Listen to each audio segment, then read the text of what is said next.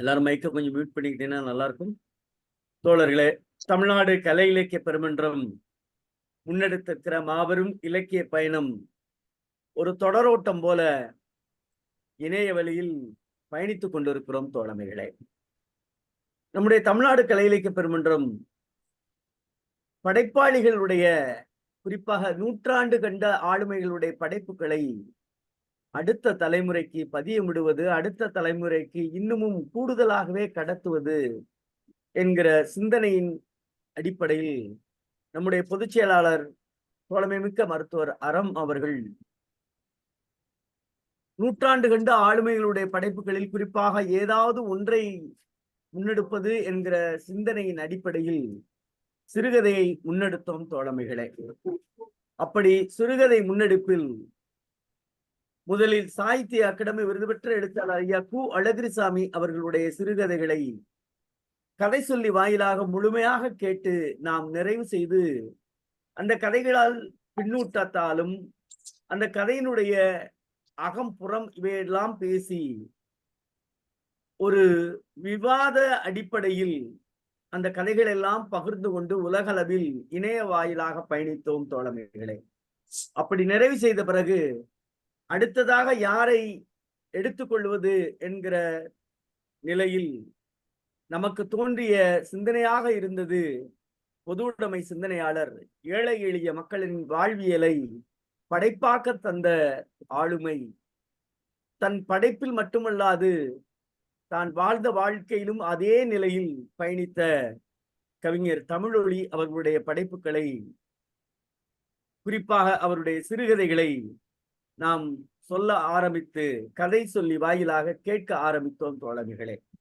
அப்படி சொல்ல ஆரம்பித்த கதை இன்றைக்கு 28வது நாள் நிகழ்வில் உலகம் என்றால் என்ன, அணுகுண்டு என்ற 2 கதைகளை நாம் கேட்க இருக்கிறோம் தோழமைகளே. கவிஞர் தமிழொலி என்கிற மகத்துவத்தை சொல்ல வேண்டும் என்றால் சொல்லிக்கொண்டே போகலாம். ஒவ்வொரு நாளும் புதிய புதிய செய்திகள், புதிய புதிய செய்திகள், புதிய புதிய தேடல்கள் என தேடிக்கொண்டே இருக்கிறோம் தோழமைகளே. கவிஞர் தமிழொலி அவருடைய படைப்பு என்பது ஒரு பொழுதுபோக்கிற்கான படைப்பு கிடையாது. ஒரு சித்தாந்த அடிப்படையில் மக்களின் வாழ்வியலுடைய கூறுகளை, மக்களின் வாழ்வியல் வரலாறுகளை ஒரு படைப்பு தரவுகளாக தந்த மகத்தான மனிதர். சொந்த ஊரை விட்டு வெளியில் வரும் பெரும்பாலானோர்களுக்கு வாழ்வாதாரமாக இருக்கக்கூடிய தலமாக, இன்றும் இருக்கக்கூடிய அரசியல் தளமாக இருக்கக்கூடிய சென்னை மாநகரில் புதுவையிலிருந்து பயணித்து சென்னையில் மையம் கொண்ட இந்த புயல் அவருடைய சிந்தனையினுடைய ஓட்டத்தை ஒரு தொடரோட்டமாக, விவேகமாக பயணிக்க ஆரம்பித்த களம் ஆகும் இந்த சென்னை. அவர் முன்னெடுக்கிற கதைகளிலும் அதை சார்ந்தே இருக்கும். தமிழொலி என்கிற அந்த மகத்துவம், நாம் அடிக்கடி சொல்லுவது போல, பொது உடைமை சமுதாயத்திற்காக தன் வாழ்வை அர்ப்பணித்த மகத்தான கவிஞன் தமிழொலி ஆவார். குறிப்பாக தனித்தமிழுக்கான கோரிக்கையும் தாய்மொழி கல்வியையும் வலியுறுத்திய எழுதிய ஒரு கலைஞர். தன் குமரி எல்லை தன்னை சார்ந்த தமிழகத்தில் எல்லாம் தமிழருக்கே என்ற போர் முரசும் எல்லோரும் கேட்க எழுகின்ற நேரம் இது என்று மொழியின் பற்றால், தாய் மொழியின் பற்றால் பாடியது மட்டுமல்லாமல் வாழ்ந்த மகத்தான கவிஞன், மகத்தான படைப்பாளி தமிழொலி ஆவார். அவருடைய படைப்புகளைத்தான் இன்றைக்கு உலகம் என்றால் என்ன, அணுகுண்டு என்ற 2 சிறுகதைகளையும் சொல்ல இருப்பவர் நம்முடைய தோழர் வி. சேதுலட்சுமி அம்மையார் அவர்கள். தோழமை மிக்க சேதுலட்சுமி அம்மா அவர்கள் நம்முடைய தமிழ்நாடு கலை இலக்கிய பெருமன்றத்தினுடைய சென்னை மாவட்ட குழுவினுடைய உறுப்பினர் ஆவார். நல்ல கவிஞர், நல்ல பாடகர், குறிப்பாக நம்முடைய பாவை பப்ளிகேஷன்ஸ், அதாவது நீச்செஞ்சு புக் ஹவுஸுடைய அங்கே பணி செய்யக்கூடிய சிறந்த பணியாளர் ஆவார். என் மனதிற்கு உகந்த செய்தியாக நான் பார்ப்பது என் இனிய நண்பர், போற்றுதலுக்குரிய வணக்கத்திற்குரிய நல்ல இலக்கிய ஆளுமை, இன்னமும் பத்திரிகைகளில் விடாது கட்டுரையாகவும் தன்னுடைய சிந்தனைகள் எழுதி வரக்கூடிய புலவர், வணக்கத்திற்குரிய ஐயா உதய் மு வீரையன் அவர்களுடைய வாழ்வு இணையர் ஆவார். அப்படிப்பட்ட பேராளர் தான் இன்றைக்கு நம்மோடு கதை சொல்லியாக பயணிக்க இருக்கிறார். இந்த நிகழ்வுடைய வாழ்த்துறையாக எழுத்தாளர் டி குணசேகரன் ஐயா அவர்கள் நம்மோடு வாழ்த்துறையால் இணைகிறார். வாழ்த்துறை சொல்லும் முன்பாக அவரை பற்றிய வரவேற்பாக நம்முடைய பொதுச் செயலாளர் அவர்கள் ஒரு சில வார்த்தைகள் சொல்லி அவரை வரவேற்று தருமாறு கேட்டு பொதுச் செயலாளரை அன்போடு அழைக்கின்றோம்.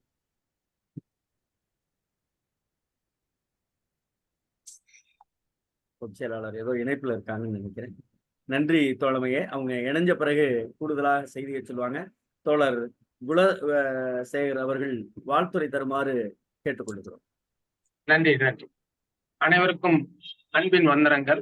நான் குலசேகர், எழுத்தாளர் மற்றும் திரைக்கலைஞர்.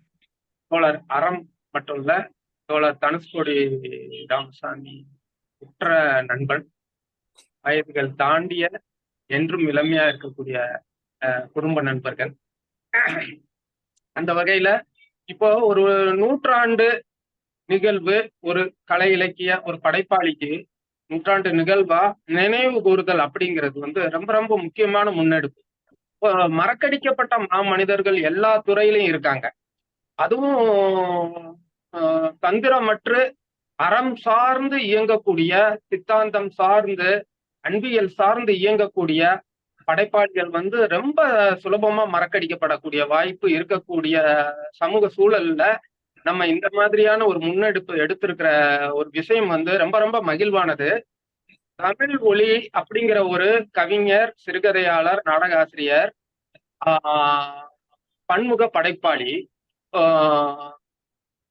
சமூகவியல், அரசியல் தீவிர ஈடுபாடு கொண்ட ஒரு மகா கலைஞனுடைய படைப்பு இவ்வளவு காலத்துக்கு பிறகு நம்ம பார்க்கும்போது, அதை வாசிக்கிறப்போ இப்போ எழுதக்கூடிய அது மாறுதல் என்பது மாறாத விதின்னு பௌத்தத்துல இருக்கு. அப்ப மாறுதல் நம்ம டயலெக்டிக்ஸ்ல மாறுதல்ங்கிறது நவீனம்ங்கிறது நாளைக்கு பழசாயிடும். ஆனா இந்த நவீனம் பிடிச்சிட்டே இருக்கக்கூடிய நவீனம், அப்ப எல்லா காலத்திலையும் இந்த நவீனம் புதுமையாவே இருக்கும். அந்த மாதிரியான ஒரு படைப்பா இவருடைய எழுத்து நடை அவ்வளவு சுவாரஸ்யமா, இப்பயும் படிக்க அவ்வளவு இனிமையா இருக்கு. கட கட கட கடன் அவருடைய படைப்புகள் ஆழமான படைப்புகளா இருந்தாலும் ஈஸியா படிக்க முடியுது.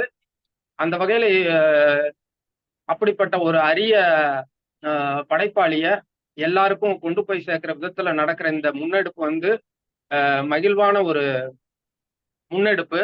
இதுல நான் அறம் சார்ந்து சொல்லக்கூடிய ஒரு விஷயம் என்னன்னா, அவருடைய பூம்புகாரில் புரட்சி பெண் அப்படின்னு ஒரு சிறுகதை படிச்சிருக்கேன். அது இல்லாம ஆபுத்திரன் ஒரு குறு நாடகம் படிச்சிருக்கேன்.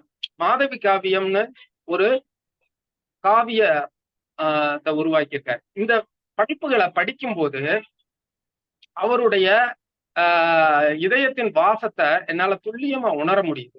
அந்த வகையில அதை லேசா நான் உங்களுக்கு கோடிட்டு காமிச்சிட்டு நான் இன்று குறிப்பிட்ட கதைகளை பேசக்கூடிய தோழி தொடங்கலாம். பூம்புகாரில் புரட்சி பெண். பூம்புகாரில் ஒரு புரட்சி பெண் இல்ல, பூம்புகாரில் புரட்சி பெண். அது சிம்பிளான ஒரு விஷயம். அவருக்கு பௌத்தம் புத்தம் எந்த அளவுக்கு அவருக்குள்ள ஒரு ஈடுபாட்டை தந்திருக்கு. ஏன்னா நம்ம தொன்மை இயற்கை சார்ந்த திராவிட தமிழ் கலாச்சாரம் தொன்மை இயற்கை சார்ந்தது. அது பின்னாடி ஆரிய ஊடுருவலுக்கு பிறகு அது சனாதன சடங்கு சம்பிரதாயங்களுக்கு உட்படுத்தப்பட்டு அங்க வந்து அது அது வந்து பலகீனப்படுத்தப்படும் போது ஒரு புத்தெழுச்சியாகத்தான் பிறப்பால் ஒரு இந்துவாக இருக்கக்கூடிய புத்தர் வந்து எமர்ஜ் ஆகி அவர் வந்து இந்த சனாதன கோட்பாடுகள் சடங்கு சம்பிரதாயம் எந்த ஜாதி மதம் இல்ல கடவுள் இல்ல ஜாதி இல்ல மதம் இல்ல எந்த பேதங்களும் டிஸ்கிரிமினேஷனே இல்லாத ஒரு உலகத்தை சிருஷ்டிச்சு கொடுத்துட்டு போறார். அந்த வகையில மிக முக்கியமான கதாபாத்திரங்களாக அதுல வரக்கூடிய மணிமேகலையோ ஆபுத்திரனோ மாதவியோ இந்த கதாபாத்திரங்கள் எல்லாமே வந்து அன்றைய பொது சமூகத்துல அந்த சராசரி பார்வையில இகழப்படக்கூடிய கதாபாத்திரங்கள். அதை வந்து கதை நாயகிகளாக மைய கதாபாத்திரங்களாக வச்சு அவர் படைப்பை உருவாக்கிக்கிறதுல இருந்தே அவர் ஒரு பொது உடைமை பண்பு கொண்டவர். அவருடைய எழுத்தினுடைய ஜீவனா அந்த பொது உடைமை பண்பு என்கிற அந்த மனிதம் தான் அப்படிங்கிறத நம்ம நல்லா புரிஞ்சுக்கலாம். ஒன்றும் இல்லை, பூம்புகாரில் புரட்சி பெண்ல வந்து மணிமேகலைய வந்து உதயகுமாரன் வந்து அடைய நினைக்கிறான், பின்தொடர்றான், போர்ஸ் பண்ணிக்கிட்டே இருக்கான். அவ வந்து மாதவியினுடைய கண்ணகி மூலமா கண்ணகி மிகப்பெரிய அறத்திற்காக மிகப்பெரிய ஒரு போற அவ வந்து வீட்டுக்குள்ளேயே சுருங்கி இருக்கிற கதாபாத்திரம் உலகளாவிய கதாபாத்திரமா உயிர் கொண்டு எழுந்த அந்த அனுபவத்தெல்லாம் உள்வாங்கிய பிறகு அவ வந்து ஏன் இப்போ ஆண்டாளோ மீராவோ நம்ம அக்கமகாதேவியோ அது மாதிரிதான் மணிமேகலையினுடைய நீட்சி தான் இவங்கெல்லாம். மணிமேகலை அங்க வந்து காதலையோ காமத்தையோ நிராகரிக்கல. காமம் ஆபாசம் இல்லாம இருக்கணும், காதல் வந்து அது வந்து எதிர்பார்ப்பற்ற அன்பா இருக்கணும்.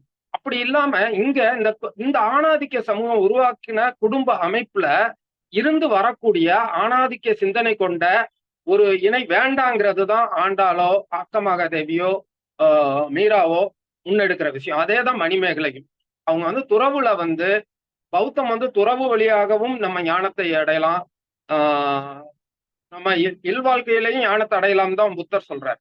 ஆனா இவங்க வந்து துறவை தேர்ந்தெடுக்கிறதுக்கு இந்த கட்டி தட்டி போன ஆணாதிக்க சமூகத்துல இருந்து அந்த சமத்துவ புரிதலை நோக்கி சமூகம் உருவாக்குற வரைக்கும் இந்த மாதிரியான உறவு தேவையில்லை என்று அவங்களுக்குள்ள பயாலஜிக்கலா அந்த ஈர்ப்பு இருந்தா கூட அதுல இருந்து தன்னை விடுவிச்சுக்கிட்டு ஒரு பௌத்த பிக்குனியாக தன்னை மாற்றி காடு மேடு கிராமம் நகரம் வனம் வனாந்தரம் எல்லா இடத்துக்கும் அறத்தை போதிக்கக்கூடிய பசியை போக்கக்கூடிய மார்க்ஸுடைய பொது உடைமையினுடைய ஒரு படிமமாக அட்சய பாத்திரத்தை சொல்லலாம். அதை எடுத்துக்கிட்டு ஒட்டுமொத்த பசியையும் நீக்கணும், எங்கும் வந்து அறம் நிலைக்கணும், அறம்ங்கிறது என்றும் மாறாத நீதி, அதை நிலைக்க செய்யணும்ன்றப்போ அன்பையும் கருணையும் தான் எல்லாருக்கும் நம்ம வந்து எல்லாருக்குள்ளையும் புத்துரிக்க செய்யணும்னு சொல்லி அவங்க பயணிக்கிற அந்த பயணத்துக்கு இடைஞ்சலா உதயகுமாரன் வந்த உடனே குதிரையில இருந்து வரக்கூடிய ஒரு குதிரை வீரன் வந்து சட்டுன்னு அவன் கழுத்தை வெட்டிட்டு போயிடுறான் அந்த கதையில. என்னடா இப்படி ஆகி போச்சு அப்படின்னு அப்புறம் அரசர் வந்து இவதான் அப்படி பண்ணிட்டா அப்படின்னு சொல்லி இவளை வந்து கோர்ட்ல நிறுத்துறாரு நீதிமன்றத்துல. அப்போ வந்து அந்த குதிரை வீரன் வர்றான். வந்தா பார்த்தா அந்த குதிரை வீரன் கிடையாது, அது ஒரு பெண். அது அந்த பெண் என்ன பண்றா, தன்னுடைய ஆண் கெட்டப்ப நீக்கின உடனே பார்த்தா அவ பெண். அவ என்ன சொல்றா, நான் கண்ணகிட்ட இருந்து இந்த அறத்துக்காக போராடக்கூடிய தைரியத்தை எனக்கு கிடைச்சிருக்கு, அதனால நாங்க பெண்கள் வந்து அறம் சார்ந்து போராடுறதுக்கும் ஆண் பெண் சமத்துவத்துக்காக போராடுறதுக்குமான ஒரு புரட்சிப்படையாக இயங்கிக்கிட்டு இருக்கோம், அதுல ஒருத்தி தான் நான் அப்படின்னு சொல்லி அவ சொல்றா. அப்போ அதுக்கு பிறகுதான் வந்து மணிமேகலைய அந்த இதுல இருந்து அந்த கான்ஸ்பிரசில விடுவிக்கிறாங்க அப்படிங்கிற மாதிரி அந்த கதை நகரும். அதுல வந்து ரொம்ப நுட்பமாக மணிமேகலையினுடைய கதாபாத்திரம் தன்னுடைய மேன்மை வந்து அழகா வெளிப்படுத்தியிருப்பார். அதே மாதிரி ஆபுத்திரன் வந்து அந்த காலத்துல மாதவி வந்து ஒரு கணியர் குலத்துல இருந்து பிறந்தாங்க. மாதவி காவியம் ஏன் பண்றாரு, கணியர் குலத்துல இருந்து பிறந்த ஒரு இழி குலமாக டிஸ்கிரிமினேஷன் இருக்கிற காலத்துல எதுல இருந்து யார் பிறந்தாலும் எல்லாரும் சமந்தான். யாருக்கும் வந்து யார் மேலையும் நம்ம வந்து அவங்க செயல்ல தான் இருக்கு, அவங்க எண்ணத்துல தான் இருக்கு, பிறப்பால எதுவுமே இல்லை அப்படிங்கிற ஒரு விஷயத்த சொல்லக்கூடிய விதமா தான் மாதவி காவியத்தை அவர் பண்றாரு. கதை நாயகியாக அவர் மாதவியை வச்சு அங்க அவர் ஒரு படைப்பை உருவாக்குறதும் அதனாலதான். அதே மாதிரிதான் ஆபுத்திரன்ல ஆபுத்திரனுடைய அம்மா சாலி வந்து யாரோ ஒரு அவருக்கு பிடிச்ச ஒரு அது அது யார் அப்படின்றது குறிப்பிடப்படல. அப்படியான ஒரு உறவுல பிறந்த இவனை வந்து இந்த சமூகம் அந்த காலகட்டத்துல ஒவ்வாத உறவின் மூலமாக ஏற்றுக்கொள்ள முடியாத உறவு. இங்க காதலை ஏற்றுக்கொள்ள முடியாத சூழலா தான் இன்னைக்கு கூட இருக்கு. ஜாதி மதம் பல டிஸ்கிரிமினேஷன் இருக்கிறதுனால அந்த காதல் போற்றிய தமிழ் மரபு வந்து இப்படி பிரிஞ்சு போய் இருக்கு. அதை மீட்டெடுக்கிறது தான் இந்த கலை இலக்கிய சேவைகள் தொடர்ந்து செய்து முன்னெடுத்துக்கிட்டு இருக்குங்கிறத வந்து என்னால உணர முடியுது. இந்த சூழல்ல அந்த கதையில ஆபுத்திரன் வந்து அவங்க அம்மாவுக்கு பிடித்த அந்த உறவை சமூகம் ஏற்றுக்கொள்ளாததால சமூகத்தை எதிர்நோக்க பலமற்று அந்த குழந்தைய வந்து ஒரு இதுல விட்டுட்டு போயிடுறாங்க. அந்த குழந்தைய ஒரு அந்தனர் வளர்க்கிறாரு. அது அப்படிதான் ஆபுத்திரன் தாய்ப்பால் குடிச்சு வளரல.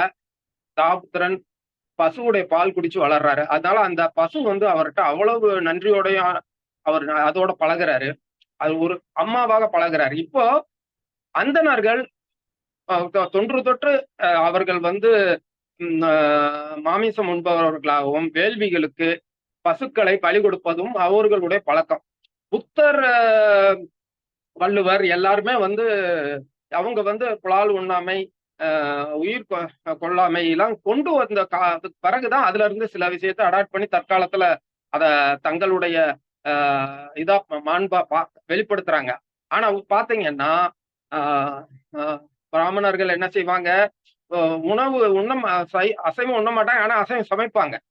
அப்ப என்னன்னா உயிர் உயிர் உயிர் கொலை மீது அவங்களுக்கு பிரச்சனை இல்லை, சடங்கு மேலதான் பிரச்சனை. அதுதான் அவங்களுக்கு முக்கியமே தவிர உயிரை சகல உயிர்களையும் கொண்டாடுவது போற்றி காப்பதுங்கிறது வந்து அவங்களுக்கு விஷயமாக இல்லைங்கிறது அதுல வெளிப்படுது. அப்படியாகத்தான் ஆபுத்திரன் வந்து பசுவை அப்படி நினைக்கல. ஆனா ஆபுத்திரன் சகல உயிர்களையும் தன் உயிராக நினைக்கக்கூடிய ஒரு அற்புதமான மனிதநேயவாதி. அதனால அவர் வந்து அந்த பசு வந்து அவங்க வேள்விக்காக அவங்க கொண்டுட்டு போறாங்க. அங்க கெட்டுறவன்னு இவர் கதவுல வந்து ஒரு குரல் கேக்குது. அந்த குரல் வந்து அம்மான்னு அலற சத்தம். திறந்து பார்த்தா யாரும் இல்ல. இவருடைய உள்ளுணர்வுல இன்ட்யூஷன்ல தெரியுது தன்னை வந்து தேடி அந்த பசுவைத்தான் கொலைக்களத்துக்கு கொண்டு போயிருக்காங்கன்னு தேடி போய் அவரு ரொம்ப சாதுரியமா அதை காப்பாத்தி கூட்டிட்டு வந்துடுறாரு. இப்ப பசுவை காணோம்னு அவங்க தேடுறாங்க. தேடி பாக்குறப்ப ஆபுத்திரன் தான் இவ்வளவும் காரணம்.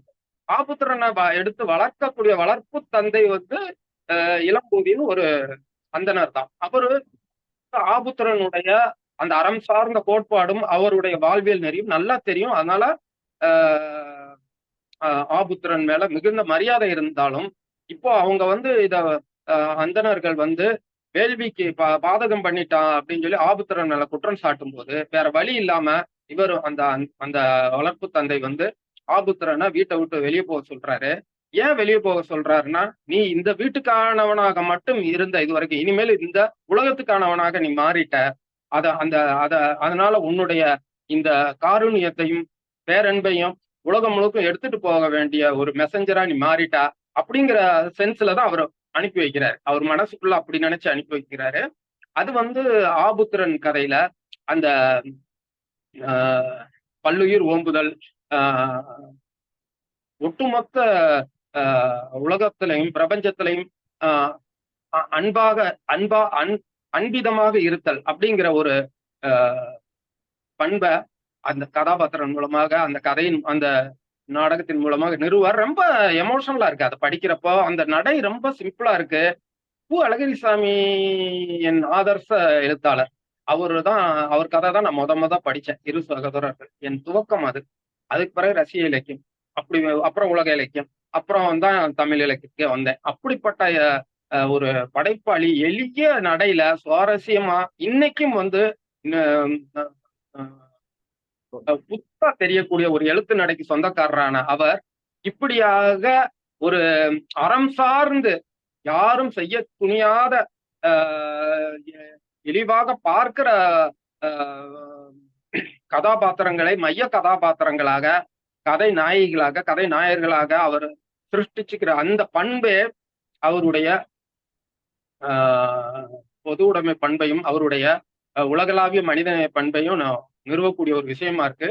அப்படிப்பட்ட படைப்புகளை முழுமையாக பண்ணியிருக்கிற அவருடைய கதைகளை நாம எல்லாருமே 28 கதைகளை பகிர்ந்திருக்கிற இந்த விஷயம், இந்த இந்த முன்னெடுப்பு அவருக்கு செய்யக்கூடிய மிக அற்புதமான டெபியூட். இதுல நான் பங்கெடுத்து துவக்கி வைக்கிறதுல ரொம்ப மகிழ்ச்சி. நன்றி. கதையாளர்கள் கதைய தொடரலாம். நன்றி தோழமையே, மிக்க மகிழ்ச்சி தோழமையே. கதை சொல்லியே அவர்களுக்கு வணக்கம். கொஞ்சம் தாமதமாயிடுச்சு, ஏன்னா அந்த குறிப்பிட்ட நேரத்துல நம்ம தொடங்கிடுவோம் எப்பவுமே. கொஞ்சம் வாழ்த்துறை கொஞ்சம் கூடுதல் நேரம் ஆகினதுனால பொறுத்தருள்க. தோழமையே, தோழர் வி சேதுலட்சுமி அவர்கள் நம்முடைய தமிழொலி அவருடைய சிறுகதையான உலகம் என்றால் என்ன, அணுகுண்டு என்ற 2 சிறுகதைகளை கதை சொல்லல் வாயிலாக பகிர்ந்து கொள்ளுமாறு தோழமையோடு கேட்டுக் கொள்கிறோம். தோழமையே வருக, கதை சொல்க. வணக்கம் தோழர்களுக்கும்.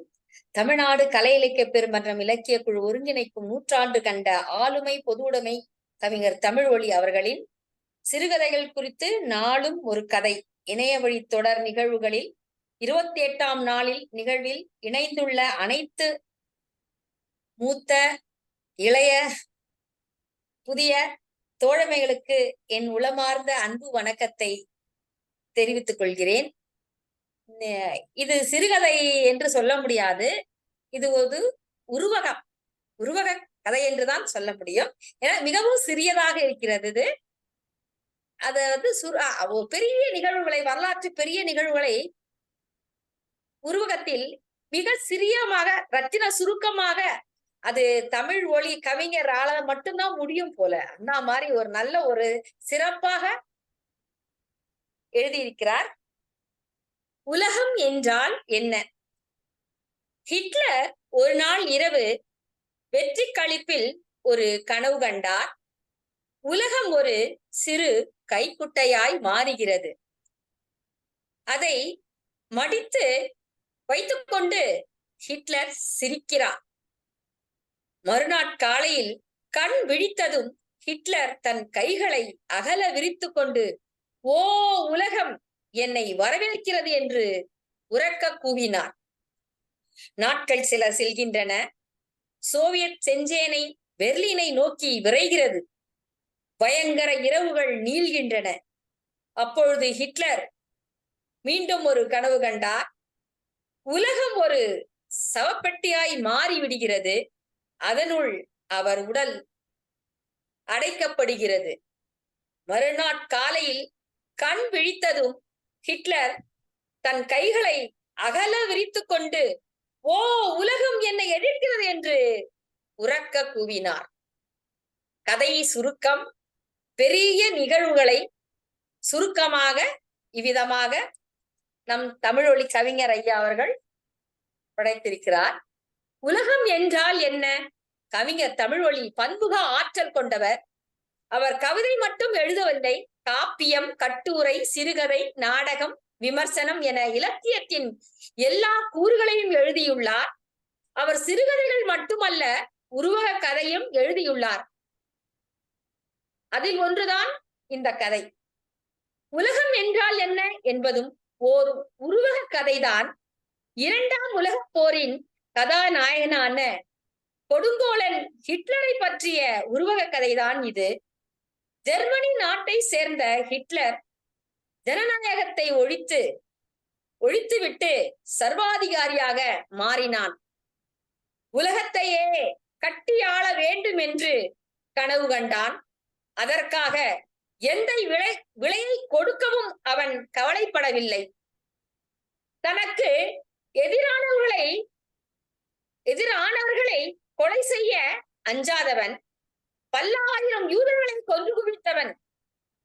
அவன் தன் ஆரிய இனமே உயர்த்தது என்று நம்பினான். உலகத்தை ஆரிய இனமே ஆள வேண்டும் என்ற ஆதிக்க உணர்வே 2ஆம் உலகப் போருக்கு வித்திட்டது. உலகத்தையே வெல்ல போவதாக கனவு கண்டான். அதனால்தான் உலகத்தையே அவன் ஒரு சிறு கைக்குட்டையாக கனவு கண்டான். மறுநாள் காலை கண் விழித்ததும் கைகளை அகல விரித்து உலகம் என்னை வரவேற்கிறது என்று கூவினான். இரண்டாம் உலகப் போரின் இறுதியில் சோவியத்தின் செம்படைகள் ஹிட்லர் படைகளை தோல்வியடைய செய்தன. அப்பொழுது ஹிட்லர் ஒரு கனவு கண்டார். உலகம் ஒரு சவப்பட்டியாய் மாறிவிடுகிறது, அதனுள் அவர் உடல் அடைக்கப்படுகிறது. இரண்டாம் உலகப் போர் உச்சத்தில் இருந்தபோது நேச நாடுகளான அமெரிக்கா, இங்கிலாந்து, பிரான்ஸ் ஆகியவை ஜெர்மனியின் மீது குண்டுமாறி பொழிந்தன. ஹிட்லர் படைகள் சோவியத்தின் மீது படையெடுத்து மாபெரும் தோல்வியை தழுவியது. 1945 ஏப்ரல் 30 அன்று ஜெர்மனி தோல்வியை ஒப்புக்கொண்டு சரணடைந்தது. ஹிட்லரும் அவன் மனைவியும் தற்கொலை செய்து கொண்டனர் என்பது வரலாறு. இதனை தமிழ்மொழி தம் உருவக கதையில் இவ்வாறு குறிப்பிடுகிறார். மறுநாள் காலையில் நான் விழித்ததும் ஹிட்லர் தன் கைகளை அகல விரித்துக் கொண்டு ஓ உலகம் என்னை எதிர்க்கிறது என்று கூவினான். ஹிட்லர் இறந்த பிறகுதான் அவனை உலகமே எதிர்ப்பது தெரிய வந்துள்ளது. இதனால் யாருக்கு என்ன பயன்? இது முதல் கதை. அடுத்த கதை அணுகுண்டு.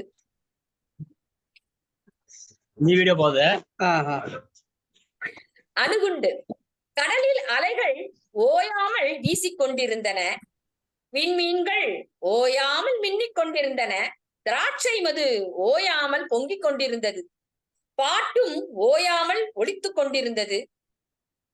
ஐயோ, ஒரு நாள் அணுகுண்டு வெடித்தது. எல்லாம் பயங்கர இருளில் மூழ்கி மறைந்தன. இதுவே கதை அணுகுண்டு. இரண்டாம் உலகப் போரின் இறுதி நாட்களில் யாரும் எதிர்பாராத நிலையில் ஜப்பான் மீது அணுகுண்டுகள் வீசப்பட்டன. அமெரிக்கா தயாரித்து வைத்திருந்த 2 அணுகுண்டுகளை சோதித்து பார்ப்பதற்கு ஜப்பானை தேர்ந்தெடுத்தது. அதற்கு காரணமும் கண்டுபிடித்தது. போரில் சரணடைய மறுத்ததை காரணமாக கூறப்பட்டது. அணுகுண்டு போடப்படாவிட்டால் போர் இன்னும் பல மாதங்கள் நீடித்திருக்கும், இப்போது ஏற்பட்ட உயிர் இழப்பை விட அதிகமாகவே ஏற்பட்டிருக்கும் என்று அமெரிக்கா சமாதானம் கூறியது. 1945 ஆகஸ்ட் மாதம் 6ஆம் நாளில் சிறுபையன் லிட்டில் பாய் என பெயரிடப்பட்ட அணுகுண்டு ஹிரோஷிமா மீது வீசப்பட்டது. பருத்த மனிதன் ஃபேட்மேன் என்று பெயரிடப்பட்ட அணுகுண்டு அதே ஆகஸ்ட் 9 அன்று நாகாசாகி நகர் மீது வீசப்பட்டது. இதனால் இதுவரை மனித குலமே நினைத்து பார்க்க முடியாத அழிவு ஏற்பட்டது. இதுவே வரலாற்றில் அணுகுண்டுகள் முதலில் பயன்படுத்திய நிகழ்வாகும். ஏராளமான மனித உயிர்கள் மாண்டு மறைந்தன. சொல்லப்பட்டவர்கள் போர் வீரர்கள் அல்ல, கொல்லப்பட்டவர்கள் போர் வீரர்கள் அல்ல, சாதாரண குடிமக்கள். கொல்லப்பட்டவர்கள் போர் வீரர்கள் அல்ல, சாதாரண குடிமக்கள். இதைத்தான் கவிஞர் தமிழொலி கூறுகிறார். ஐயோ, ஒரு நாள் அணுகுண்டு வெடித்தது, எல்லாம் பயங்கர இருளில் மூழ்கி மறைந்தன என்கிறார் ரத்தின சுருக்கமாக 2 வரிகளில். கதை சொல்வது என்பது அனைவருக்கும் பிடித்தமான ஒன்று. கதை கேட்பது என்பதும் அனைவருக்கும் பிடித்தமான ஒன்றுதான். இது போன்ற கதைகள், வரலாற்று நிகழ்வு கதைகளை சிறு பிள்ளைகள், மாணவர்கள் எல்லாம் பங்கேற்கும் போது மிகவும் உற்சாகமாக இருக்கும். வருங்கால தலைமுறை, இளைய தலைமுறைகளுக்கு இது போன்ற கதைகள் பாடநூட்களில் ஏற்றப்பட வேண்டும். அதற்கான முன்மொழிவுகளை நாம் மேற்கொள்ள வேண்டும். நன்றி. வாய்ப்பளித்த அனைத்து கேட்டுக்கொண்டிருந்தவர்களுக்கும் வாய்ப்பளித்தவர்களுக்கும் நன்றி கூறி நன்றி தோழர்களே. நன்றி தோழமையே, மிக்க மகிழ்ச்சி. தங்களை பற்றி எனக்கு சொல்லப்பட்ட பொழுது கவிஞர் என்றார்கள், என் வணக்கத்துக்குரிய நண்பரின் என் இணையர் என்றார்கள், பாடகர்கள் என்றார்கள். ஆனால் நீங்கள் ஒரு நல்ல நாடகவியலாளர் என்பதை எப்பொழுது அழகான இந்த குரலில் ஏற்ற இறக்கங்கள், திரைத்துறையில் மிக கடினமான பகுதியாக நான் வியந்து பார்ப்பது இந்த பின்னணி குரல் கொடுப்பது. அது போல இந்த கதையை எவ்வளவு அழகாக ஏற்ற இறக்கமாக சரளமாக கேட்கணும். இன்னும் அந்த கதையை ஏன் தமிழொலி நீட்டிப்பு செஞ்சிருக்க கூடாதோ அப்படிங்கிற அந்த வேகம் உங்கள் கதை சொல்லலால் எங்களுக்கு ஏற்பட்டது. இரண்டாவது மிகப்பெரிய செய்தி நான் அடிக்கடி சொல்லுவது உண்டு. சிறுகதையில் அகம் புறம் என்று இரண்டாக பகுத்து கொண்டால் அகம் என்பது சிறுகதையினுடைய உட்கூறுகளை ஆய்வு செய்வதாகவே நாம் பார்க்கிறோம். புறம் என்றால் அந்த கதை தோன்றியதற்கான சூழல், கதைக்கான காரணம், இவையெல்லாம் ஒரு ஒப்பிடுவது என்பது மிக கடினமான படி. அதை நம்முடைய பொதுச் செயலாளர் வணக்கத்துக்குரிய மருத்துவர் அறம் அவர்கள் அடிக்கடி இந்த நடையில்தான் அவருடைய பின்னூட்டம் இருக்கும். அதை போல இந்த கதையை சொன்ன பிறகு நீங்கள் சொன்ன அந்த வரலாற்று தரவுகள் இருக்கிறதே, எவ்வளவு பெரிய செய்தி. இந்த வரலாற்று தரவுகளை அடுத்த தலைமுறைக்கு பதியமிடம் செய்ய வேண்டும் என்பதற்காக தமிழொலி எடுத்த முயற்சியை நீங்கள் சரியாக உணர்ந்து கொண்டு இந்த கதையை இன்றைய இணைய வழியில் நீங்கள் பதித்தது என்பது காலம் காலம் கடந்தாலும் இந்த கதை வாழ்ந்து கொண்டிருக்கும். உங்களுடைய வரலாற்று தரவுகளின் பின்னூட்டத்தோடு அது ஒரு ஆழ விருட்சமாக அது மக்களை சென்றடையும் என்பதாகவே நாம் பார்க்கிறோம். அதற்காகவே தமிழ்நாடு கலை இலக்கிய பெருமன்றத்தின் சார்பாக நெஞ்சம் நிறைந்த வாழ்த்துக்களையும் பாராட்டுக்களையும் தெரிவித்துக் கொண்டு அடுத்ததாக வழக்கம் போல் பின்னூட்டத்தை தொடங்கி வைக்கிற நம்முடைய தமிழ்நாடு கலை இலக்கிய பெருமன்றத்தினுடைய மேலாள் பொதுச் செயலாளர் கவிஞர் ரவீந்திர பாரதி அவர்கள். அன்பான தோழர்களே, உங்கள் அனைவருக்கும் என்னுடைய அன்பு வணக்கம். இந்த நிகழ்ச்சிக்கு முன்பாக வாழ்த்துறையும் சில 2 கதைகளை பற்றியும் விரிவாக எடுத்துரைத்த என் ஆரியர் நண்பர் தனுஷ்கோவினுடைய இனிய நண்பர் குலசேகர் அவர்களுக்கு என்னுடைய வணக்கத்தையும் வாழ்த்துக்களையும் தெரிவித்துக் கொள்கிறேன். சேதுலட்சுமி அம்மா அவர்கள் மிக அருமையாக கதையை சொல்லியிருக்கிறார்கள். நம்ம நெறியாளர் சொன்ன மாதிரி ஏற்ற இறக்கத்தோடு நாடக பாணியில மிக அழகாக சொல்லியிருக்காரு. சின்ன கதைகள் தான். அந்த உலகம் என்றால் என்ன என்பது உருவக கதை, அணுகுண்டு என்பது ஒரு சிந்தனை தெரிப்பு. இரண்டுமே ரொம்ப காலத்துக்கு தேவையானது. இதுல மகாகவி பாரதியார் உயிரோடு இருக்கும்போது சோவியத் புரட்சி நடைபெற்றது. அந்த சோவியத் புரட்சி உலகில் முதல் கவிஞனாக நின்று வரவேற்று பாடினார். அப்படி பாடுகிற பொழுது வையகத்தீர் புதுமை காணீர்னார். உலகத்துக்கு ஒரு புதுமை, ஆயிரக்கணக்கான ஆண்டுகளாக நடைபெறாத ஒரு பெரு நிகழ்வு. தொழிலாளியும் விவசாயியும் சேர்ந்து ஒரு ஆட்சியை அமைக்கிறார்கள். அது உலகத்துக்கு சுரண்டலை ஒழித்த ஒரு சோசலிச சமூகத்தை கட்டமைக்கக்கூடிய மாபெரும் ஒரு புரட்சிகர நிகழ்வாக அவர் பார்க்கிறார். அவர் முதல் உலக போர் காலத்துல வாழ்ந்தார். முதல் உலக போர் கடைசியில தான் சோவியத் யூனியன் புரட்சி நடக்குது. பாவேந்தர் பாரதிதாசன் 2ஆம் உலக போர் நடக்கிற காலத்துல இருந்தவர். அப்பொழுது சோவியத்தினுடைய செஞ்சேனை ஹிட்லருடைய நாசிசத்தை பாசிசத்தை ஒழிப்பதற்காக மிகப்பெரிய பங்களிப்பை செய்தது. 2 கோடி உயிர்களை பணயம் வைத்து உலகத்தை பாசிசத்தின் பிடியில் இருந்து மீட்டது சோவியத் யூனியன். அவ்வளவு பெரிய தியாகத்தை செய்துதான் இந்த உலகத்தை காப்பாற்றினார்கள், ஜனநாயகத்தை காப்பாற்றினார்கள், மனித குலத்தினுடைய விரோதியான பாசிசத்தை அழித்தார்கள். அதே பாரதிதாசன் காலத்துல அவர் பாடுறாரு, என்ன பாடுறாருன்னா, உலகின் உயிரை ஒழிக்க நினைத்தார். அவர் வையகத்தீர் புதுமை காணினார். இவர் உலகின் உயிரை சோவியத் யூனியன் தாண்டான்றார்.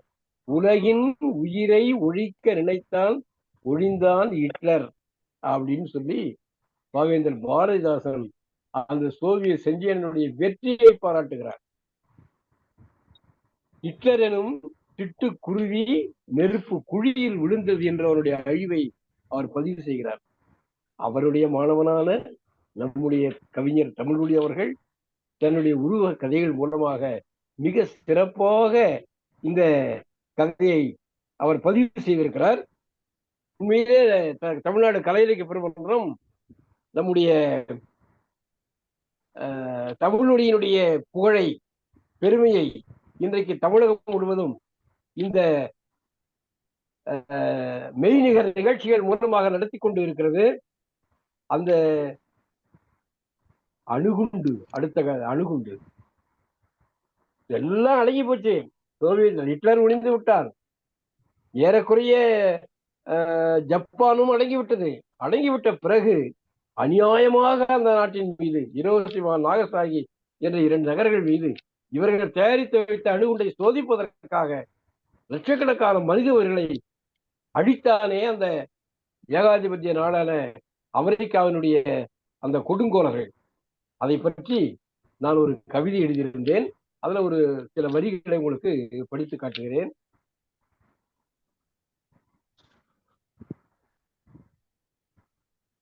ஒரு நிமிஷம். வைகரை வாசலை நோக்கின்னு அந்த கவிதைக்கு தலைப்பு.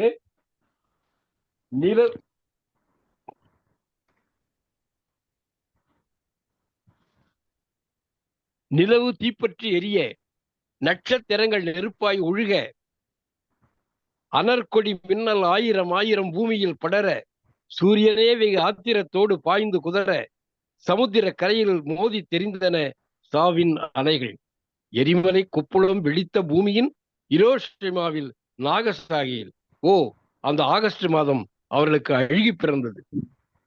நாகரிகத்தின் முகத்துக்கு அகில வீழ்ச்சி நடந்தது அன்றுதான். பூவும் பிஞ்சும் காயும் கனியும் மட மட சட சட. அந்த மனித தோப்பே அன்று தீந்து கரிந்தது. இந்த நாசத்தை பொழிந்த நீசன் யார்? ஜனநாயக வேத மந்திரம் வாயில் ஒலிக்க, பெய்ரூட்டில், கொழும்பு தெருவில், பாகிஸ்தானில், பங்களாதேஷில் கொடுங்கோலர்களுக்கு தீனி போட்டு கொழுக்க வைப்பவன், பூமி வேணியில் புற்று நோயை விதைக்க துடிப்பவன்,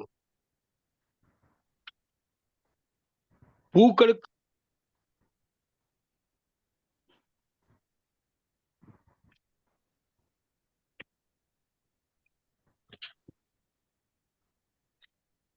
இது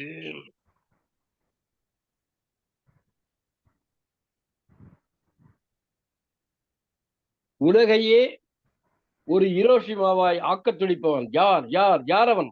அந்த நாச கொடு நாசக்காரனின் சொந்த ஊரிலேயே கொடுமை முறிக்க மக்கள் வெள்ளம் வீதியில் திரளும்.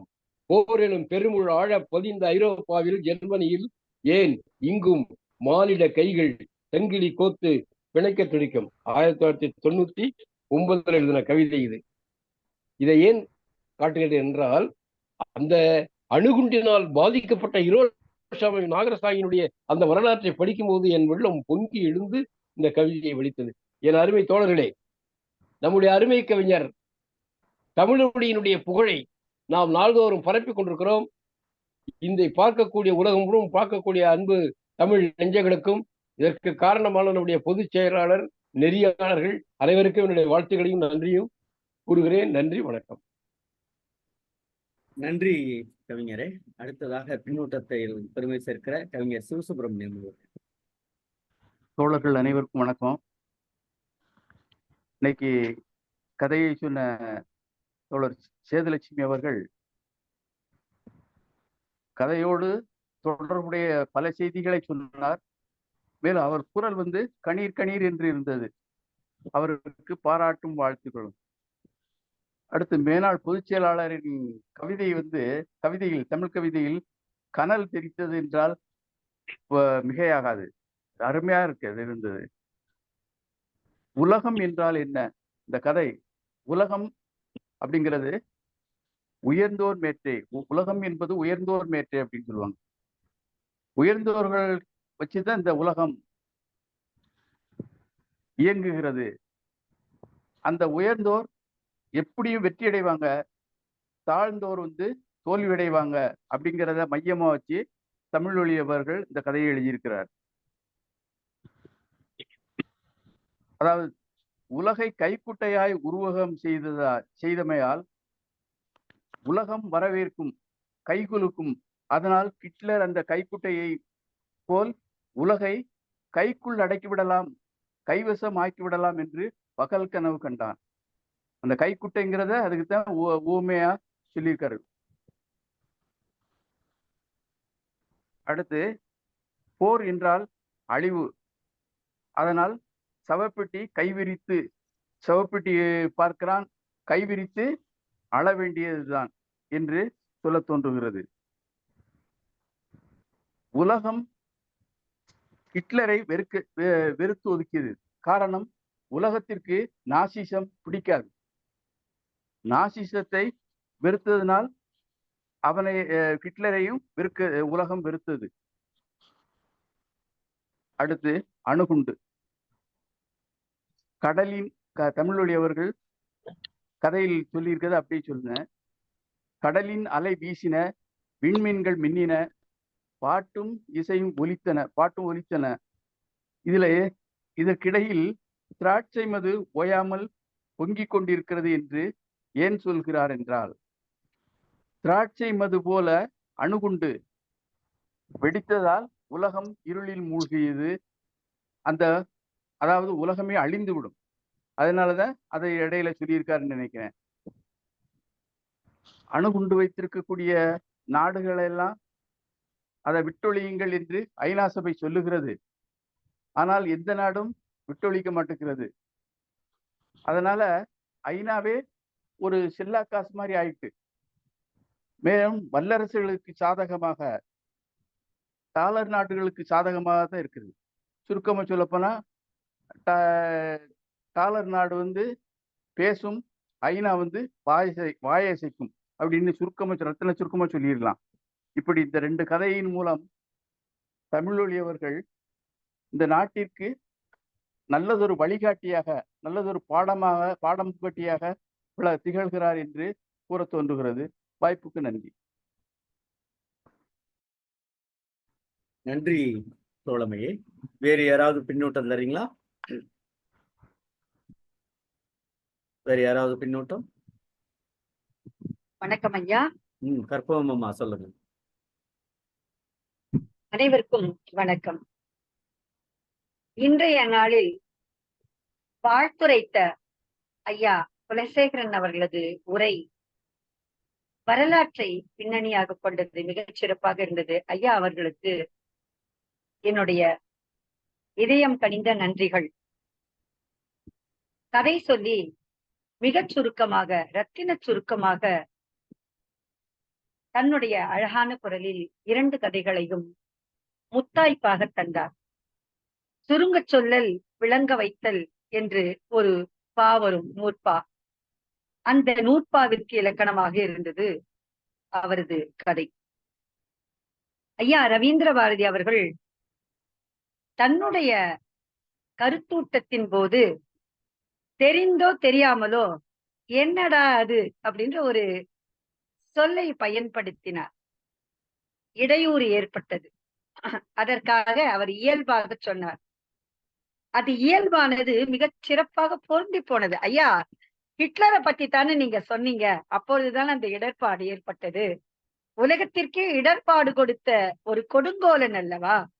மிகச் சிறப்பாக அந்த நாகசாகி, ஹிரோஷிமா ஆகிய 2 நகரங்களின் மீது குண்டுமழை பொழிந்து ஒரு புல்லும் பூண்டும் உயிர்த்து எழா வண்ணம் அழிக்கப்பட்ட அந்த வரலாற்று நினைவு, வரலாற்றின் பக்கங்களை புரட்டும் போது இது போன்ற கொடுமைகள் நிகழக்கூடாது என்பதை அழுத்தமாக பதிவு செய்யும். அந்த வகையிலே 2 கதைகளும் மிகச் சிறப்பான கதைகள். வரலாற்றின் பக்கங்களில் ஹிட்லரை போல ஒரு கொடுங்கோலன் இருந்ததை நம்மால் கற்பனை செய்து கூட பார்க்க முடியாது. ஆனால் இறப்பு என்று வரும்போது அவருடைய மரணம் எப்படி இருந்தது என்பதை வரலாறு உலகிற்கு சொல்லி போந்தது. அதைத்தான் தமிழ் சொல்லும், வாளெடுத்தவன் வாளால் மடிவான். அவர் விஷமருந்தி தற்கொலை செய்து கொண்டார். பல்வேறு உயிரினங்களை, மனித உயிர்களை கொன்று குவித்த அந்த கொடூரம் இனி வரலாற்றில் எந்த நாட்டின் பங்காகவும் இடம்பெறுதல் ஆகாது.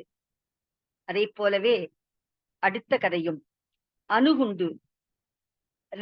திராட்சை மது பொங்கியதை நான் இப்படி பார்க்கிறேன். மகிழ்ச்சி வெள்ளம் எல்லா இடத்திலும் இருந்தது. அணுகுண்டு அதை அழித்தது. ஒரே இரவில் அனைத்தும் அழிந்து போனது. மகிழ்ச்சி தரைமட்டமானது. மனித வரலாற்று இந்த மகிழ்ச்சி நிலை பெற்றிருக்க வேண்டும் என்றால் மாண்புகள் போற்றப்பட வேண்டும். இப்படிப்பட்ட கொடுமைகள் எந்த நாடு செய்தாலும் அதை உலகமே சேர்ந்து கண்டிக்க வேண்டும். அணுகுண்டை மிஞ்சக்கூடிய அளவுக்கு உலகில் இப்பொழுது நச்சு ஆயுதங்கள் தயாரிக்கப்பட்டிருக்கின்றன. மனிதம் மிகுந்த அத்தனை நல்ல இதயங்களும் இது போன்ற நச்சுக்களை உலகில் பரவ விடாமல் தடுப்பதை நோக்கமாக கொண்டு செயலாற்ற வேண்டும். அந்த வகையிலே இந்த தமிழ் கூறும் நல்லுலகம் தன்னுடைய கடமையை மிகச் சரியாக செய்கிறது. வாய்ப்புக்கு நன்றியும் வணக்கமும் ஐயா. நன்றி தோழமையே. வேறு யாராவது இருக்கீங்களா? பின்னூட்டம் இல்லைன்னா நிறைவா பொதுச் செயலாளருக்கு போயிருங்க. யார் இருக்கீங்களா? நன்றி தோழமைகளே. நிறைவாக நம்முடைய பொதுச் செயலாளர் அவர்கள் பின்னூட்டம். தோழர்கள் அனைவருக்கும் வணக்கம். இன்னைக்கு ஒரு டி குலசேகர் தோழர் நேத்தான் பேசினாங்க. தமிழொலி கதை போய்கிட்டு இருக்கு, நான் ஒரு கதை சொல்ல வேண்டாமா அப்படின்னாங்க. ஐயோ என்ன கதை சொல்றீங்கன்னு பூம்புகார் புரட்சி பெண். அந்த பூம்புகார்ல அந்த புரட்சி பெண்ணு இது பண்றது அதை சொல்றேன் நான். இல்ல நீங்க வாழ்த்துறைக்கு வாங்க, நீங்க தமிழொலி பத்தி என்னென்ன பேசணுமோ அதெல்லாம் சொல்லுங்கன்னு சொன்னோம். இன்னைக்கு அந்த மணிமேகலை பத்தி ஒரு ஆய்வு செஞ்சுக்கிட்டு இருக்காங்க. அதுல முக்கியமா அதுல நம்ம ஏற்கனவே காவியம்னா அது பிராமணர்களையும் இல்ல சத்திரியர்கள், மெயினா சத்திரியர்களை புகழ வேண்டும் அல்லது பிராமணர்களை புகழ வேண்டும், ஒரு ஆணை புகழ வேண்டும் என்று இருந்ததை உடைத்து ஒரு பெண்ணை அதன் பெண்ணினுடைய அணிகலனை வைத்து, சிலம்பும் அணிகலன் தான், மணிமேகலையும் அணிகலன் தான், அதுவும் ஒரு வேசியாக புறக்கணிக்கப்பட்ட சமூகத்தில் புறக்கணிக்கப்பட்ட ஒரு பெண்ணின் மகளை காவியத்தின் நாயகியாக மாற்றிய இந்த புரட்சி காப்பியங்களை ஒரு ஆய்வு செய்து கொண்டிருக்கிறார். அது ஒரு நல்ல பணியாக இருக்கும்னு நினைக்கிறேன். தமிழொலிக்கு அந்த இது இருந்தது. சிலப்பதிகாரத்தையும் மணிமேகலையும் இணைத்துதான் மாதவி காவியம் வந்திருக்கும். அதுக்கப்புறம் அந்த இன்னைக்கு உள்ள கதைகள்ல ஆபுத்திரன் கதை ஒரு மிகச்சிறந்த கதை. அந்த நீங்க அல்ல அல்ல குறையாத அந்த பாத்திரம் யாரிடம் இருந்தது அப்படின்ற ஒரு கதை தான் அந்த ஆபுத்திரன் கதை. மணிமேகலைக்கு எப்படி கிடைத்தது, மணிபல்லவ தீவில் மணிமேகலா தெய்வம் எப்படி மணிமேகலைக்கு கொடுத்தது என்ற கதையின் போது இதுக்கு ஒரு முன்கதை இருக்கு என்று சொல்லும் போது வரக்கூடிய கதைதான் ஆபுத்திரன். ஆபுத்திரன் பிராமணர்களின் ஆதிக்கத்தை எதிர்க்கக்கூடிய ஒரு கதையாக இருக்கிறது அந்த கதை. அதையும் இன்னைக்கு டச் பண்ணி போறேன். ரொம்ப நன்றி. அவர் இன்னைக்கு காலையில திரை இயக்குநர்களினுடைய ஒரு கூட்டத்திற்கு சென்று விட்டு வந்திருக்கார். அவர் தொடர்ந்து அந்த ஆய்வுகளை செய்ய வேண்டும் என தமிழ்நாடு கலை இலக்கிய பணிமன்றத்தின் சார்பாக கேட்டுக்கொள்கிறோம். அதே போல இன்னைக்கு நம்ம சேதுலட்சுமி தோழர், அவங்க நல்லா பாடுவாங்க. தோழர் சொன்ன மாதிரி நல்லா நாடகமும் நடிக்கிறது. அவங்க ஒரு ரொம்ப சின்ன கதை இந்த ரெண்டுமே. ஆனாலும் அதனுடைய தரவுகளை எல்லாம் திரட்டி எப்படி என்னென்ன தரவுகள் எல்லாம் இருந்ததோ அதையெல்லாம் கொண்டு இன்னைக்கு தந்துட்டாங்க. அந்த உலகம் அந்த கதை அதுல ஹிட்லருடைய இறுதி நாட்கள் செஞ்சேனை பெர்லின் நகருக்குள்ள வந்துருச்சுன்ற ஒரு தகவல் கிடைக்கும். அப்ப பாதாள அறையில அவர் இருப்பார். அந்த பாதாள அறையில இருக்கும்போது ஒரு 2 நாளைக்கு முன்னாடிதான் முசோல்னியும் இவருடைய நண்பர், ஹிட்லரின் நண்பர், இத்தாலியில் உள்ள சர்வாதிகாரி முசோல்னியை அரெஸ்ட் பண்ணியிருப்பாங்க. அவரையும் அவருடைய மனைவியும் அரெஸ்ட் பண்ணி கொன்னு அவருடைய 2 பேருடைய உடல்களையும் பெட்ரோல் பல்கில் தலைகீழாக தொங்க விட்டுருப்பாங்க. அதுக்கு தெரிஞ்ச உடனே தான் இவர் என்ன செய்வாருன்னா சூசைட் பண்ணிக்கிறார். அவ்வளவுதான், இனிமே முடியாது, இவருடைய எல்லா பாதுகாப்பு அரண்களையும் உடைத்து விட்டு செஞ்சேனை பெர்லின் நகரிற்குள் வந்து விட்டது என்றவுடன் அவர் அவரும் அவர் மனைவியும் எப்படி சூசைட் பண்றதுன்னு கேட்டிருப்பாங்க. சைனைட் சாப்பிட்டு இது பண்ணிட்டு பெட்ரோல் வைத்து என்னுடைய உடலை எரித்து விடுங்கள், அவங்க என்னுடைய உடல் இவங்களுக்கு கிடைக்க கூடாதுன்னு சொல்லியிருப்பார். இந்த மிசான் ஒருத்தர் தான் அதை சொல்லியிருப்பார். அது முடிந்தது. அது குறித்து கற்பனைகள் கூட இருக்கு. இந்த இதுல நீங்க பண்புடையார் பட்டுண்டு உலகம் அது இன்றேல் மண்புக்கு மாய்வது மண், அந்த ஒரு குறள் இருக்கும். இந்த உலகம் ஏன் வாழுது அப்படின்னா பண்புடையவர்களின் கையில் உலகம் இருப்பதால் தான் இன்னும் வாழ்ந்துகிட்டு இருக்கு. இல்லைன்னா இது என்னைக்கும் அழிஞ்சு போயிருக்கும் அப்படின்னு சொல்லியிருப்பாரு வள்ளுவர். அது இன்னைக்கு வரைக்கும் போறதும். நீங்க ஹிட்லரின் கையில் இந்த உலகம் கிடைச்சிருந்தா என்ன இருக்குது? அவன் ஆஸ்திரிய குடிமகன். அவன் ஒரு ஓவியராக இருந்து சிறு வயதில் அடிபட்டு வறுமையின் காரணமாக ஒரு ஜீவ்ஸ்க்கு எதிராக, யூத இனத்திற்கு எதிராக திரும்பி ஒரு மிகப்பெரிய சர்வாதிகாரத்தோடு இந்த உலகையே பிடிக்க வேண்டும் நினைத்த போது உலகம் கைக்குட்டையாக தெரிகிறது. அவன் மரணிக்கும் போது அது ஒரு சவப்பெட்டியில் மரணிப்பதாக அது முடியுது. இந்த ஒரு சர்வாதிகாரி ஒரு உலகம் தப்பித்தது, இல்லை என்றால் மிகப்பெரிய ஆபத்துக்குள்ள சிக்கி இருக்கு. அதே போல அணுகுண்டு இன்னொரு சர்வாதிகாரி. அவன் ஏற்கனவே சொன்ன மாதிரி போர் ஏப்ரல் 30 ஹிட்லர் மறைந்து விட்டார். மே, ஜூன், ஜூலை, ஆகஸ்ட் 4 மாதங்கள் கழித்து அணுகுண்டு வீசப்படுகிறது. யார் மீது? அப்பாவி மக்களின் மீது. யாரால் வீசப்பட்டது? அந்த இன்னொரு குரலும் அந்த பண்புடைமையில தான் வரும்னு நினைக்கிறேன். பணான் பெற்ற பெருஞ்செல்வம் நண்பால் கலந்தீமையால் திரிந்தற்றுன்பார். ஒருத்தன் பெருஞ்செல்வம் இருக்கு, யார்கிட்ட? பண்பில்லாதவன்கிட்ட போய் இருந்துட்டா அந்த பாத்திரத்தின் தன்மையால் அது கெட்டு திரிந்து விடுவதை போல அந்த செல்வம், பால் திரிந்து விடுவதை போல அந்த செல்வம் திரிந்து விடும். அமெரிக்காவின் கையில் செல்வம் கிடைத்து விட்டது. அவன் உலகை அழிப்பதற்கு, உலகை ஆள்வதற்கு தன்னுடைய செல்வத்தை பயன்படுத்துகிறான், தன்னுடைய அறிவை பயன்படுத்துகிறான். அறிவியெல்லாம் பயன்படுத்தி அழிவு ஆயுதங்களை செய்து வைத்திருக்கிறான்.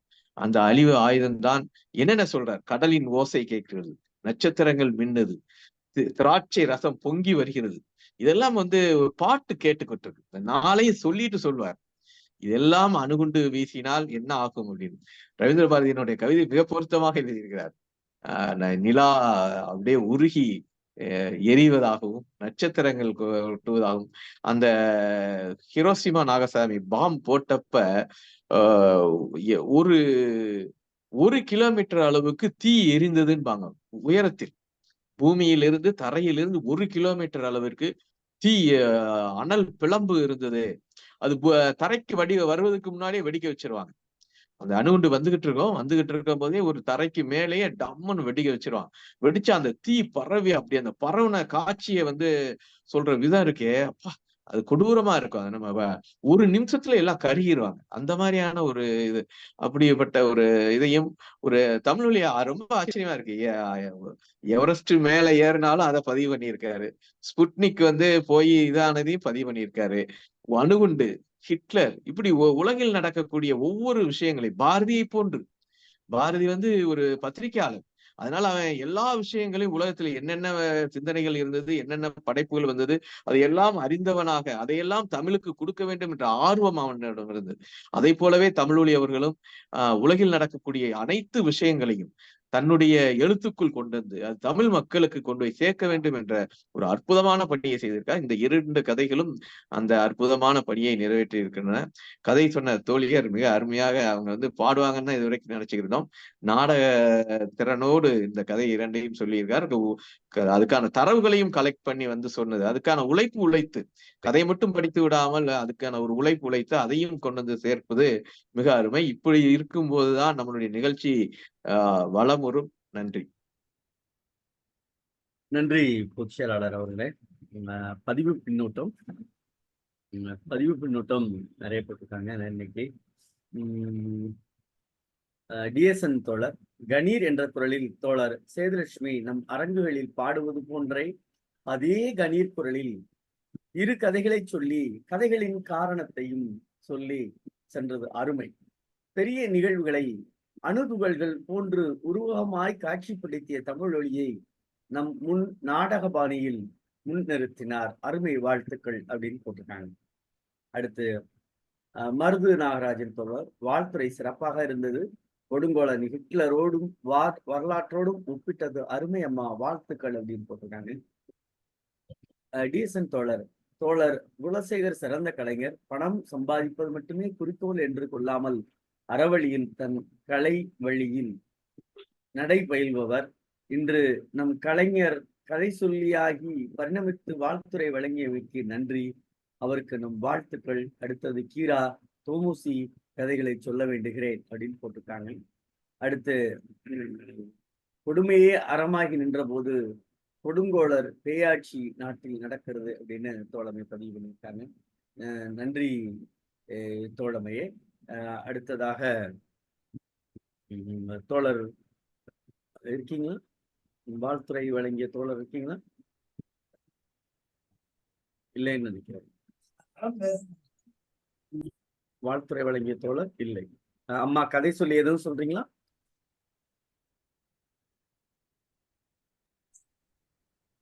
அம்மா நிறைவா எதுவும் சொல்றீங்களா கதை சொல்லி?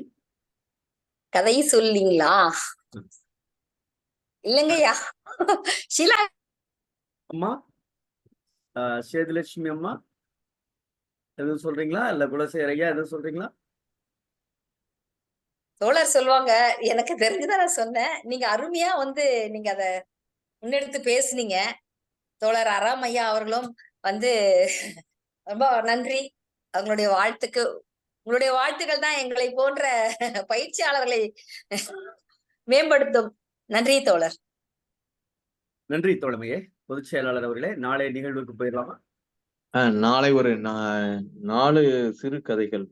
ஒளி கயிறுகள், புதைக்குழியை நோக்கி, புகழ், புதுவாழ்வு மலர்ந்தது. இந்த 4 கதைகளையும் செல்வன் பா. விஷ்ணு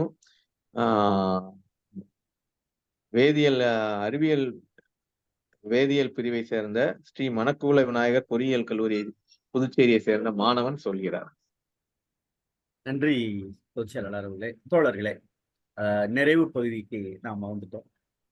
தோழமை சொல்லிய கதை உலகம் என்றால் என்ன என்கிற தமிழொலியினுடைய சிறுகதையை ஒரு வரலாற்று தரவுகளோடு அன்றைக்கு இருந்த சூழல், இந்த கதை எழுந்ததற்கான சூழலை விளக்கி சொன்ன, ஒப்பிட்டு சொன்ன விதம் என்பது மிக மிக அருமை. ஆனால் படைப்பாளன் சூழலை சொல்லும் முன்பாக இந்த கதையினுடைய நோக்கம் என்ன என்கிற ஒரு கேள்வியை எழுப்பித்தான் கதையினுடைய கருவை, கதையினுடைய களத்தை அமைப்பான் என்பது எல்லோரும் தெரிந்த செய்திதான். அப்படி அமைத்தால்தான் அந்த கதை காலம் கடந்தும் மக்களிடம் சென்றடையும், காலம் கடந்தும் அந்த கதை உயிரோட்டமாக இருக்கும். உலகம் என்றால் என்ன என்றால் அதற்கு ஒரு உதாரணம் யார் என்றால் ஹிட்லர். எல்லோருக்கும் தெரிந்த செய்திதான். எல்லோரும் இந்த உலகத்தில் என்ன நினைக்கின்றார்கள்? உலகம் முழுமையும் என்னுடையது என்று நினைக்கிறார்கள். அதனால்தான் இன்றைக்கு உலகத்தில் சுரண்டல் பெருத்து போய்விட்டது. அதனால்தான் இந்தியாவிலே ஒரு மனிதருடைய ஆடை, தங்கத்தால் செய்யப்பட்ட ஆடை எத்தனையோ கோடிகள், 1000த்திற்கும் மேற்பட்ட கோடிகள் என்று இணையதள படங்கள் சுட்டி காட்டுகின்றன. இது எதை காட்டுகிறது என்றால், நான் ஒரு தனி மனிதனை குறையாக சொல்லவில்லை. ஆனால் இந்த உலகம் என்னுடையது என்று நினைக்கிற அந்த போக்குத்தான் இதற்கு காரணம். அந்த ஆடையினுடைய செலவில் எத்தனையோ அடித்தட்டு மக்களின் வாழ்வியலுக்கு, உழைப்பாளர்களுக்கு, ஏழைகளுக்கு கொடுத்திருந்தால் அவருடைய வாழ்க்கையினுடைய பொருளாதாரம் மேம்பட்டிருக்கும், வாழ்க்கையினுடைய தரம் உயர்ந்திருக்கும். ஆனால் அதை சிந்திப்பதற்கான நேரங்கள் மறுக்கப்படுகின்றன. வார்த்தையை கவனமாக சொல்லுகிறேன். சிந்திக்கவில்லை என்று நான் சொல்ல மாட்டேன், சிந்திக்க மறுக்கப்படுகின்றன என்பதுதான் உண்மையான உண்மையும் கூட. ஆனால் ஒரே ஒரு விஷயம், உலகம் என்பது என்ன தெரியுமா? உலகத்திற்குள் தான் நாம் என்பதை ஒரு மனிதன் உணர்ந்து கொள்ள வேண்டும். அப்படி உணர்ந்திருந்தால் ஹிட்லர் இன்றும் அவர் மறைந்த பிறகும் ஒரு கொடுங்கோலனாக, அம்மா கதை சொல்லுகின்ற பொழுது ஒரு வார்த்தையை சொன்னார். ஹிட்லர் ஒரு நாள் இரவு வெற்றி கெழுப்பில் ஒரு கனவு கண்டார் என்றுதான் அங்கே வார்த்தை இருக்கிறது. சிறுகதையில் கனவு கண்டான் என்று சொல். காரணம், ஹிட்லர் என்றால் ஒரு கொடுங்கோலன் என்கிற ஒரு ஒரு ஒரு மிக பிரமாண்டம் கட்டமைக்கப்பட்டு விட்டது. அதை யாருனாலும் மறுக்க முடியாது, மாற்றவும் முடியாது. காரணம் என்ன தெரியுமா? உலகம் தன்னுடையது என்று நினைத்தான். இந்த உலகம் எவன் ஒருவன் தன்னுடையது, தனக்கு மட்டுமே உரித்தானது எவன் ஒருவன் நினைக்கின்றானோ அவன் ஹிட்லராகவே இந்த உலகம் இருக்கிற வரை வாழ்வான். ஆனால் உலகம் என்பது எல்லோருக்கும் பொதுவானது. உலகத்திற்குள் நாமும் ஒருவர் என்கிற சிந்தனை வந்தால்தான் பொது உடைமை அங்கே மேலோங்கி நிற்கும். பொது உடைமை சித்தாந்தம் புறப்படுகின்ற பொழுதுதான் அடிமை விலங்கு உடைத்தெறியப்படும், ஏழ்மை விலங்கு அகலப்படும், உழைப்பாளருக்கான அந்த உற்சாகம் கிடைக்கப்படும், அவருக்கான ஊதியம் முழுமையாக்கப்படும் என்கிற நிலை ஏற்படும் என்கிற சிந்தனையோடுதான் புறச்சூழலை கொண்டு கட்டமைக்கிறான். ஆக உலகம் என்றால் என்ன என்கிற கதை அழகாக சொல்ல வந்த செய்தியை உணர்த்துகிறது. அணுகுண்டும் அப்படித்தான் தோழமைகளே. இன்று இருப்பது நாளை இல்லாமல் கூட போகலாம். இன்று இருப்பது நாளை இல்லாமல் கூட போகலாம். நாளை இல்லாமல் போவது இன்றும் இருக்கலாம். ஆனால் ஒரே ஒரு செய்திதான், இந்த உலகத்தில் எதுவும் பிறரை தாக்காதவரை பாதுகாக்க வேண்டிய பொறுப்பும் கடமையும் எல்லோருக்கும் இருக்கிறது. சுதந்திரம் என்பது கூட அப்படித்தான். சுதந்திரம் என்பது நான் அடிக்கடி சொல்லுவேன், நான் சொல்லுகின்ற இந்த சொல்லாடல் தான். நான் கைவீசி நடக்கின்ற பொழுது நான் அடுத்தவர் மீது படாமல் நடக்கின்றவரே அது சுதந்திரம். ஆனால் நான் கைவீசி நடக்கின்ற பொழுது அடுத்தவர் மீது பட்டுக்கொண்டே தான் வீசுவேன் என்றால் இது அடக்குமுறை, வன்முறை. அதை இந்த உலகம் எதிர்கொள்ளக்கூடாது. அணு ஆயுதங்களை சுமந்து கொண்டு இந்த உலகம் பயணிக்கிறது, பயமாக இருக்கிறது. உலக உருண்டைக்கு ஒரு பாதுகாப்பு இருக்கிறது என்றால் இல்லவே இல்லை. அணுகுண்டிற்கு பாதுகாப்பு செய்கிற நாம் உலக உருண்டையை பாதுகாக்க தவறிவிட்டோம். காரணம், உலகத்தின் பெரும்பாலான நாடுகளில் அணுகுண்டு சோதனை இன்னும் நடந்து கொண்டே இருக்கிறது என்றால் அணுகுண்டினுடைய அந்த வீரியம் இன்னும் மிகைப்படுத்தப்பட்டு கொண்டிருப்பதாகவே பார்க்கிறோம். ஆனால் இந்த உலகம் அணுகுண்டு இல்லாத கலாச்சாரம் தாங்கிய, மானுடம் தாங்கிய, மனித நேயம் தாங்கிய ஒரு சமுதாயமாக வளர வேண்டும் என்பது தான் தமிழொலி விரும்பினார். அதைத்தான் இந்த அவர் இரண்டு கதைகளின் வாயிலாக பதியம் செய்கிறார், விதையாக அடுத்த தலைமுறைக்கு தந்திருக்கிறார் என்று சொல்லி, தோழமைகளே, நல்ல கதையை கேட்டு பின்னூட்டத்தால் பெருமை சேர்த்த அருமை கவிஞர் ரவீந்திர பாரதி ஐயா, சிவசுப்பிரமணியம் தோழர், பதிவு பின்னூட்டத்தால் பெருமை சேர்த்த டிஎஸ்என் தோழர் அம்மா திருமதி கே கற்பகம் அம்மா போன்ற இன்னும் பிற ஆளுமைகள் எல்லாம் இன்றைக்கு சிறப்பு சேர்த்திருக்கிறீர்கள். அவை போல இன்றைக்கு வாழ்த்துறையோடு தன்னுடைய மனதில் எழுந்த தமிழொலியினுடைய கதைகளாலும் பெருமை சேர்த்த எழுத்தாளர் டி குலசேகர் அவர்களுக்கும், கதை சொல்லியான தோழர் வி சேதுலட்சுமி அம்மா அவர்களுக்கும் தமிழ்நாடு கலை இலக்கிய பெருமன்றத்தின் சார்பாக நெஞ்சம் நிறைந்த வாழ்த்துக்களையும் பாராட்டுக்களையும் தெரிவித்துக் கொண்டு, நாளை இரவு 8 மணிக்கு தமிழ்நாடு கலை இலக்கிய பெருமன்றம் நடத்துகின்ற நாளும் ஒரு கதை சொல்லல் என்கிற இணைய வாயிலாக தொடர்ந்து பயணிப்போம். 8 மணிக்கு நாளைய தினம் இரவு உங்களோடு இலக்கியத்தால். நன்றியும் வாழ்த்துக்களும். நன்றி ஐயா. நன்றி. நான் கொஞ்சம் பேசலாமா மேடம்? சொல்லுங்கம்மா, சொல்லுங்க. லைன்ல இருக்கீங்களா? இருக்குப்பா. வாழ்த்துக்கள் மேடம், ரொம்ப நல்லா கதை சொன்னீங்க. தோழர்கள் எல்லாருமே நல்லா நன்றிமா. என்ன ஆல் இந்தியா ரேடியோல ஒரு கதை கேட்ட மாதிரி ஒரு ஃபீல் இருந்தது. ஐயோ அருமையாக பேசினாரு முனைவர் ஐயா. அருமையா சொன்னாரு. நான் அந்த கண்டார அவரு அந்த இது எனக்கு பட்டுது. அவன் இவன் என்றது இதுதான் சொல்லணும் அப்படின்ற ஒரு தோணல் இருந்துச்சு. இருந்தாலும் அவையடக்கம் கருதி அவராக்கப்பட்டார். நான் ஒரு சிறு பதிவு சொல்லுமா. என்னன்னா, ஹிட்லருக்கு கனவு பழிச்சுது. ஹிட்லருக்கு கனவு கண்டாரு, கனவு பழிச்சுது. அவரால் பாதிக்கப்பட்டவங்களுக்கு அப்ப உறக்கமே இல்லாம இருந்திருக்குமா, கனவு இல்லாம இருந்திருக்குமா? ஒரு கேள்வி எனக்கு இருக்கு. நல்ல கேள்வி. இது என்னுடைய கேள்விதான். எல்லாருமே நல்லா கதை சொன்னீங்க. ரொம்ப நன்றி. நன்றி தோழமையே. உங்களுடைய வினாக்களுக்கு நாளைய நிகழ்வில் நீங்கள் பங்கேறுங்கள். அதற்கான வினாக்களுக்கான விட எங்க சிவசுப்பிரமணியாவே தருவாங்க. நன்றி தோழமைகளே. நாளைய தினம் இரவு 8 மணிக்கு தமிழ்நாடு கலை இலக்கிய பெருமன்றம்